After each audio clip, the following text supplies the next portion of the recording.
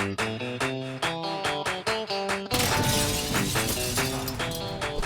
guys, welcome to another episode of Good Coach, Bad Coach. Secret to great coaches know that the others never figure out. I'm Coach Micheal Burt. Alongside me, as always, Bruce Lund, the VP of Operations. Hey. The next Burt, follow him at Bruce Lund. Follow me at Micheal Burt, Micheal, because everybody needs a good coach in life. We do this show every week because, well, quite frankly, there's a lot of bad coaches in the world. Mm-hmm. And bad coaches squander good talent. A good coach can change your life. And I just think about the impact of coaches. We've got a national holiday coming up that we're trying to revive on October 6th, National Coaches Day. And so we're working on that, working on with some colleges here to try to bring some awareness to what a great coach can do for your life. And there's nothing more powerful than a person to say, my coach changed my life. Yeah, no offense to all the animal lovers out there, but if we can have a national dog or a national cat day, surely we can have a national coaches day. Yeah, millions of coaches in the world, millions of people, and it doesn't have to be an athletic coach. A lot of people, when I say, have you ever had a good coach in life? People sometimes mistake that and think, well, I didn't play sports and I didn't do this. You can have a good mentor, a good coach, a good leader, a good boss, a good manager, somebody that invested in you and sowed seed into you and helped you manifest or become what you are today. We have a lot of managers that listen to this show. Yeah. Shout out to Renee Voda, Hey Renee, at Hey Renee at Coldwell Banker, one of the most admired and respected managers I know. And I don't know if she actually has the title of a manager, but she is the coach at Coldwell Banker, a company we work with, and she listens to every one of these shows. So shout out to you, Renee. You are a good coach. Now, today we're talking what, Bruce? What are we talking today? I wanted to do a show really today for the assistant coaches out there. You know, we're so focused on the head coaches all the time, and I want to go behind the scenes today. Because you were a great assistant coach at one point in time. And so we're going to talk about what traits and attributes do a great an assistant have, and then how do you work your way up into becoming the number one. Also, from the other perspective, for the people on the team, you know, how do you have that support? What does a great support role person look like? Or, on a college team or a high school team, you're a role player, right? And maybe you're a freshman, you're aspiring to become that star player, but you have a role right now to where you're in the early stages and you're trying to learn as much as you can to get up into that stardom. And so we're going to focus on kind of those two different areas. And so I want to ask you a question then. You know, when you were starting out as an assistant coach, when you were 18, 19 years old, what were there things that you had to work on or learn to become a great assistant, or did you already kind of have that? Well, there's two types of assistants in the world. There's an assistant that has no intention or desire whatsoever to become a head coach. And there's an assistant that has a burning desire to become a head coach, which can be problematic because they undercut and backstab and undermine, and they fall. People run to them when they don't like what the head coach does, and I just believe this: behind every great number one is a great number two. Great number twos eventually become number ones. Yeah. I had a rule: if you wanted to be a lifetime assistant, I didn't want you working for me. I wanted you to grow and expand, because the assistants that had that hunger and burning desire to become a head coach were just learners. They constantly wanted more. So when I look back on my assistant coach career, I was an assistant to a guy named Keith Short, who'd been coaching for 22 years, the nicest man I've ever met in my life. There were things I did very well, and there were things I could have done better. There were things that I did very well to assist him. And let me give you one example. He would constantly say things out loud to the universe. And I noticed that his other assistant coach would agree with him. Yep, coach, we do need to do it. Yeah. We do need to do that. That's a good idea, coach. And I said, no, man. He's asking us to do it. He may not say, because he was so nice, he wouldn't directly ask us. He drove the bus to the games. He wouldn't ask us to do it, right? But we should be driving the bus. We're assisting him. And I go back. Almost everything I talk about can be traced back to the Bible, and a lot. It even says in there at some point. Jesus even says, there's a role for a head coach and an assistant coach. Mm-hmm. Don't complain that the head coach makes more money than you. Don't complain that they get more accolades than you do, because they're in a bigger leadership role than you are. You know what I'm saying? Accept it. So that's the kind of assistants I see.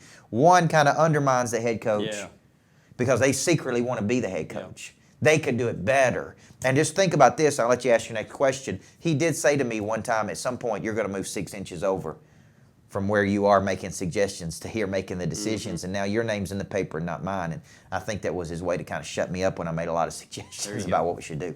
Yeah, and two of the notes I wrote down for this show is one is every day in your current role is an interview for your next role. Every day your current job is an interview for your next job. That's right. And that's really the expert concept you taught me. And the other part was, in order to be a great number one, you must first become a great number two, and you mentioned that.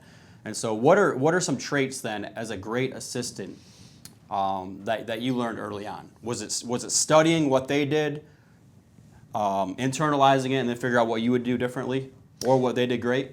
Yes. What I took away from each guy I worked with was something. I learned from Randy Kaufman that you can be intense and positive at the same time. I learned from Keith Short that if people really liked you, they'd have a lot of grace on you when you lose because you're such a good man. I learned from a bad coach I had at one point how to have a backbone and not back down when people attacked you. So you learn good and bad. They're humans. They're flawed just like we are. And so what you have to do is kind of focus on the good. And you know that there's things that they could do different. Everybody will if they were in leadership. I mean, we're in a presidential debate right now, and the easiest thing to do is to chip away at Obama. And here's what I would do if I was president. Here's how pitiful he is. Well, that's easy to say until you become president. And let's see how much you can get finished, no matter who the candidate is, right? It's easy to and that's why I like the Teddy Roosevelt quote so much. It's not the critic that counts. It's it's the one who's in the arena, man. And you got no room for judgment of a person if you're not in the arena, in my opinion. Exactly. You just did a show called Super Coach for this week, or for next week, I guess I should say. And that's on Grant Cardone's network, and he used the word haters a lot, right? Yeah. And so as a head coach, you're going to get a lot of the haters. Do you think it's part of the assistant's role to kind of either build them up or to maybe take some of that pressure off of them and say, hey, forget about the haters? Well, the best way I can say that, it's a great question, and most assistants are awful at this. They should be in the business of building, maintaining, and protecting the confidence of the head coach. They are in the business of building, maintaining, and protecting the confidence of the head coach. So when the head coach has had a bad day, a good assistant comes along and says, hey, man, let's get him tomorrow. Yeah. Or you just coached the game of your life. Or, man, it's so exciting to work with you. They don't understand it because most head coaches, they only hear the negative. That's why they're so paranoid, man. They're schizophrenic and they're paranoid and they're prideful. And they just hear that, so their mind is closed off to feedback, and they've got this cocoon around them, and for some reason to protect their confidence. But a good assistant comes along when they're down and picks them up, because they need that too. Even the motivator needs motivating. And they recognize it, right? Absolutely. You recognize tendency when you spend so much time around one person. Like you said, even the motivator needs motivating. When you spend so much time around that great number one, you can tell when maybe their energy level's down. That's right. And maybe it's coaching, maybe it's personal life, whatever it might be, but a great number two will come along and kind of lift the spirits up. That's right. And so I think that's very powerful. The next question I would have then is, let's transition over to the player side of this, or the employee side. Let's say there's a freshman out there and they know they're going to be big time at some point. They're not quite there yet. What are traits of a great number two as far as in a support role? They're younger, they're hungry, and not kind of trying to walk over everybody else. You kind of mentioned that earlier, because you have that problem a lot of times with young people. They're so quick to get out there and become the number one that they'll just trample over everybody versus be a great team role player. Covey used to say, don't build your ladder where it's leaning against the wrong wall. And what he was saying is, don't climb the ladder of success the wrong way. So you step on people and burn bridges, and you kind of get there, but now you got nobody to help you. Bill Clinton's a great example of that. I mean, he did burn some bridges along the way, but he was masterful at building relationships, which really elevated his career all the way back to his college and high school days. And so he understood the value of helping another person if they would help him in return. And so I think a lot of assistant coaches are so hungry to be head coaches, they get unhappy fast. They think they can do it on their own. They want to move from the assistant to the leader, and there's a time and season for that when they're ready. I was thrown into a head coach role very early in life, luckily, and I really was poor the first couple of years. We did win some games, but I was nowhere near ready.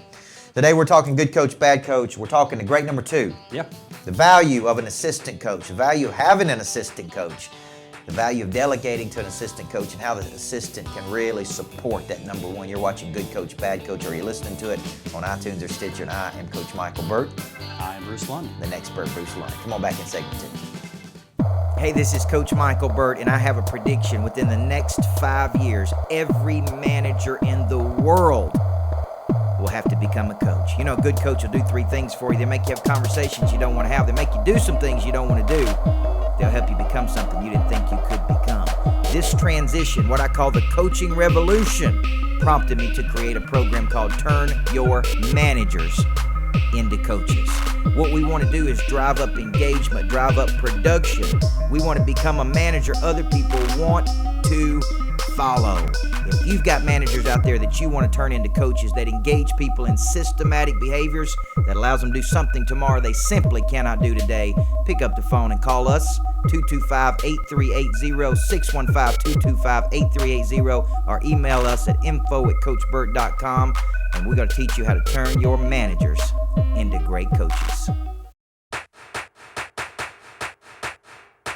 Hey guys, welcome back. Good Coach, Bad Coach, Super Coach, all kinds of coaches. Turn your managers into coaches, which is one of our most popular programs. Get ready to package that online. And a program I really, really love, Turn Your Managers into Coaches, because I'm a former coach. I really enjoy working with people that want to be coaches.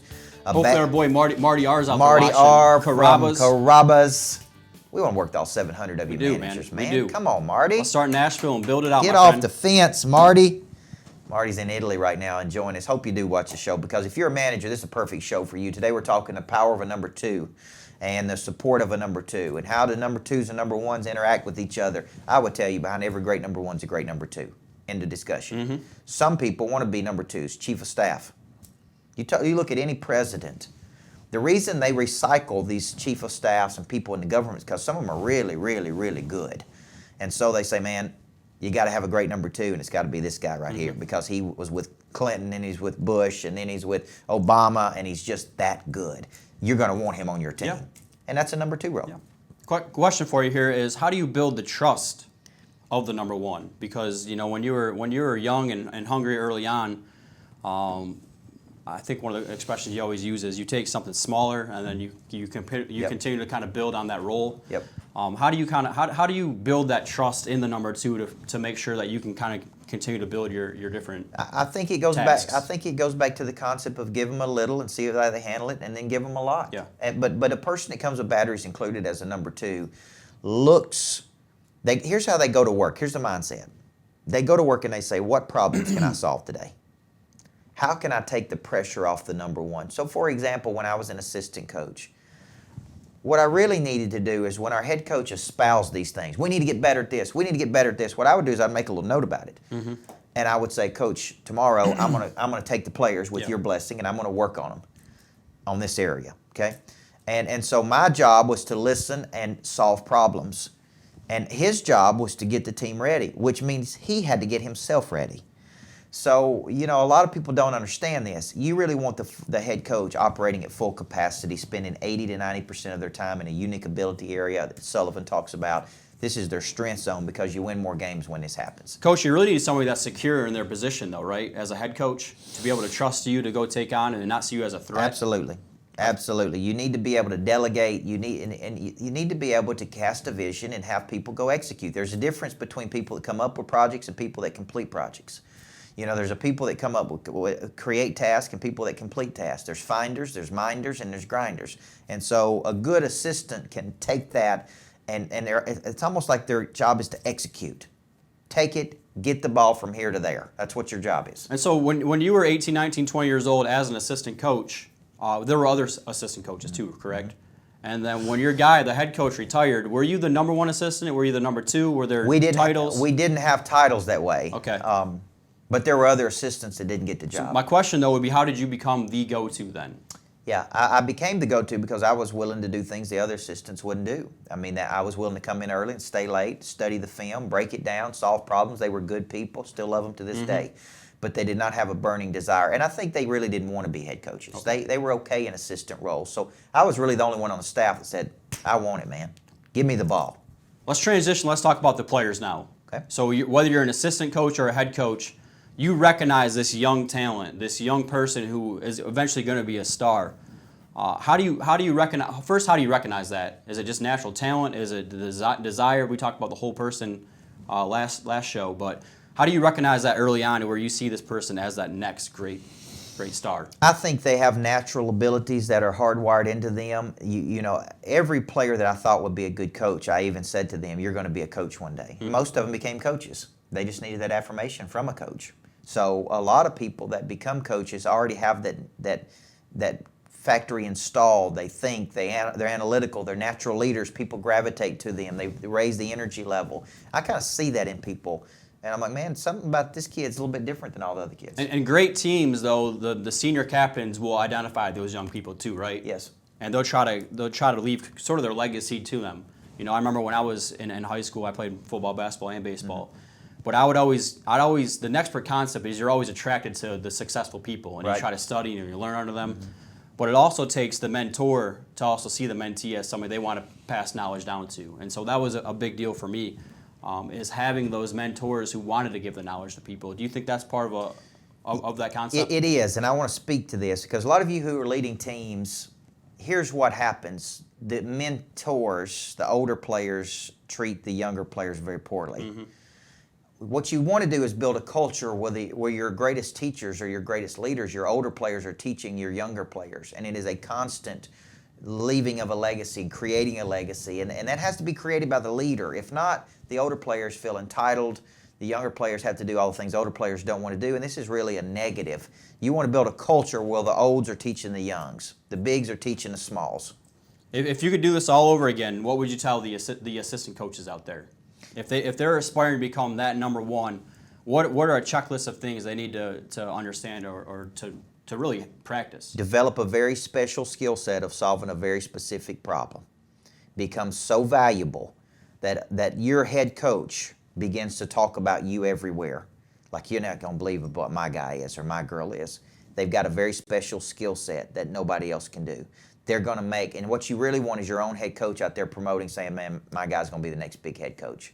And that's the backstage sale. Because if your own head coach is not sold on you, you know, I think about this. I've had people that worked for me in the past, and if they couldn't sell me, mm-hmm. and I work with them every day, and I see their attitude and their work ethic and their show horses versus plow horses, and they wouldn't even give them a really good recommendation, then they're probably not going to become head coaches, because everybody's going to ask the head coach.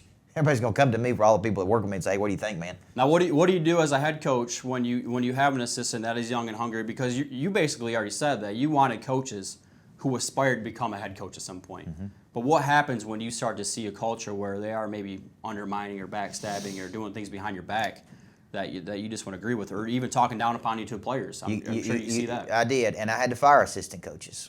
You address it, and you say, we don't do that here. Mm-hmm. If you have an aspiration to become a head coach, there's a code. There's an unwritten code. There's a way we go about it. There's a time and season. If you don't like it, pack your bags and go somewhere else. Some people are more valuable to in the past than they are in the future. Yep. Skills that got us out of Egypt can't get us to the promised land. Sullivan says that all the time. And what that means is the skills that got us here won't get us there. And I think a lot of head coaches tolerate this, and they got people on their staff that don't buy in, and it's a big disaster, man. You got to confront it, and you got to move on, and you got to get in a place that you can work together, and that comes down to core values. The last question I'll ask you then, because it kind of prompted me in my mind for this, is the emotional cancers, right? When you have coaches who are doing these different things behind your back, these are really the emotional cancers mm-hmm. that you told me about. Mm-hmm. And so just kind of talk to our audience about what are the emotional cancers well, and how this affects it. A cancer is a cell in the body that differentiates itself or loses its social identity and then detaches itself from the group while it's still part of the group. Mm-hmm. So it's still in the body, and the body is the bigger mechanism. That's the team. And there's all these cells in your body working together, and a cancerous cell separates itself. It differentiates itself while it's still in the body, and then tries to get friends to attack the very cells it needs to win. And in the workplace, we call that an emotional cancer. So there's somebody on the staff that is on the staff, collected money, collecting a paycheck to do a job, to be on the team, and they separate themselves mm-hmm. From the group. How do they do it? They go to lunch together, they have breakfast together, they spend time with each other, and they spend time degrading or downgrading other people on the staff. You see this in the corporate world too, don't you? See it every day. Yeah. I see it absolutely every day because we've become a very judgmental society. People are not content and happy with where they are. They want to blame other people. They want to make excuses. If I just had a better boss, if I had a better coworker, if we had a better life, if I had a better spouse. And you know, you look at husbands and spouses. In the old days, people got divorces because of some kind of serious reason, battery things. People show up today and get divorces just because they wake up and say, I'm not happy anymore. Yeah. It's a cultural thing. And a lot of people quit their jobs. So, well, I'm just not happy today, so I'm going to quit. I'm not going to show up. I don't feel like it, you know. And we have got to get tougher. A good assistant coach puts this thing in the box and solves the problems and goes ahead and clears a path for the head coach and is always 2 steps ahead versus 2 steps behind. If your head coach has got to constantly ask you versus you tell them, you should go do it and then report back. You should not wait till they ask you. And when they espouse things, what they're really saying is, hey, somebody needs to solve this problem for us. One thing I want to leave with then is for all you great assistants out there, remember that you're not the head coach yet, right? You know, we're talking about moving into different facilities and all these kind of things, and I'll have my ideas and I'll be very strong, opinionated about them. At the end of the day, though, man, it's your company. Yep. It's your money. And so I need to recognize that Yep. and kind of back off. Yep. And so as a great assistant, understand that, right? That's right. And that was the conversation that Keith Short had with me. I appreciate your input. I get lots of counsel from a lot of people. There's no diminishing of me getting the counsel. But what he said to me is at the end of the day, you're going to move from sitting there to over here. Yeah. And in the business world, it goes from being a suggestion with somebody else's money to your money. And it may be your vision as an assistant for what the program should do, but ultimately it's the head coach's vision. You know, if you work in the White House, they have a saying is that we serve at the pleasure of the president. Whether we agree or disagree with the president's politics, when we go to work for that man in that office, we serve at the pleasure of what he wants us to execute. And if we can't do that, we leave, right? But if you ever watch West Wing, when they get into squabbles, when the president makes a decision, there's a lot of people that disagree with it in the room. Sometimes the chief of staff disagrees with it. But when he makes a call, man, they respect it. Everybody respects each at the other. end of the day, they go execute it. And if they can't live with it, they go somewhere else. Hey, man, we're going to do the show from Cabo next week. I would like to do this. Record hey, Brandon? Google Hangout or Hangout from Chicago or from Cabo. Guys, when you listen to this show, we're going to be in Chicago. I'm going to be dropping the hammer by the time you watch this. And then we'll be flying to Cabo for a few days, work hard, play hard, my Monster Producer Summit. We believe everybody needs a good coach in life. We would love to be yours. We got great programs, turn your managers into coaches. Good coach, bad coach. We got a greatness factory for you to come to and learn. We got an online program. Brandon's building that out. It's going to be amazing for you to get classes online and get coaching anywhere in the world. Hey, there are no excuses. Got a talent supply division coming We got out. a talent supply division we'll be talking about to partner with companies and train your people and supply you talent because we know there's a shortage. And we just believe good coaches can change your life. Have a great week, everybody. We'll see you guys later.